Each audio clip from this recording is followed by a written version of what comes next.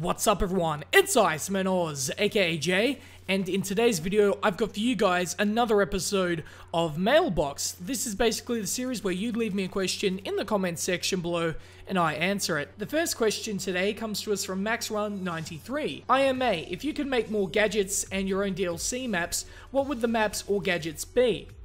Well, I had a bit of a think about this, and the more I think about it, the more I tend to lean towards it being some sort of Battlefield 3 DLC. Now, we already had a Battlefield 3 DLC, right, in Battlefield 4. We had the Second Assault, which had Caspian Border. Well, we all know what it was at this point, but the way I think about it is to even add more content. I'm thinking Sien Crossing, for example. That was an excellent map, just to have the Rush variant, because we need some more good Rush maps. That's definitely one of them. Grand Bazaar is another good map. Another DLC idea is the BFBC2 DLC, you know, just get a bunch of the best maps from that and just put it into the current game. And I think that'd be the easiest and the fastest way to do it, because you don't have to really come up with new ideas.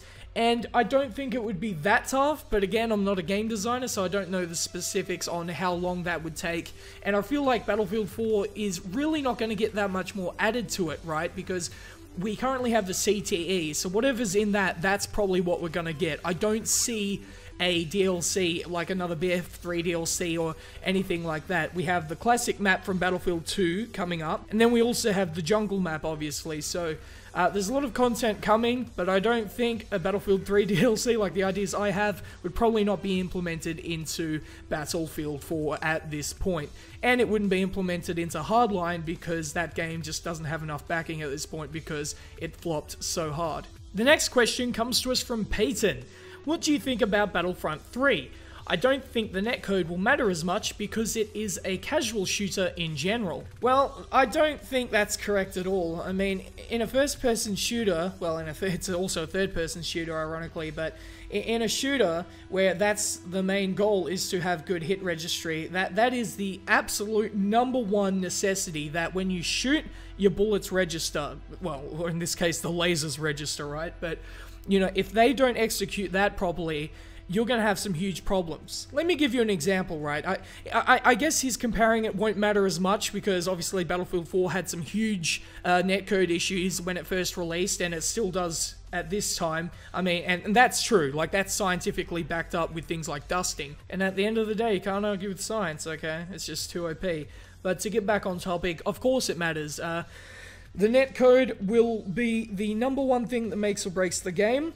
I think that whether the netcode is bad or not, the people who review the games, like IGN, I'm just going to call it out, things like this, they'll rate the game highly like they did with Battlefield 4, even though there are huge issues there. People will, you know, I don't want to get into going too in-depth into that, but we clearly know there are people being paid off and given favors. Like, it's just, you know, the whole Gamergate thing. I've been paying too much attention to it, but yeah, it's a known thing. But one thing I can guarantee to you, if the netcode sucks in Battlefront, I'll be the first to tell you guys. You know, I do not hold back, and, you know, you'll hear about it. So stay tuned to my channel to hear about the netcode and everything that I find wrong with the game. And right, because, you know, I'm always the first guy to compliment a game when they do things right, but I'm the first guy to also tear it down when they don't live up to that standard. So I'm not paid off, so you'll definitely hear the truth from me. So that's more than I can say for other people. But with shots being fired there, we'll move on to the next question. The final question today comes to us from Hurricane Fire 32. Ice, what do you think about boosting the tank's health to 200%? In BF3, tanks felt so powerful, but in BF4 they are rocket magnets, and having 200% would encourage team play. Love the channel too. Well, your points for having the health on the tanks increased is good. It does encourage team play on the side that has the tank.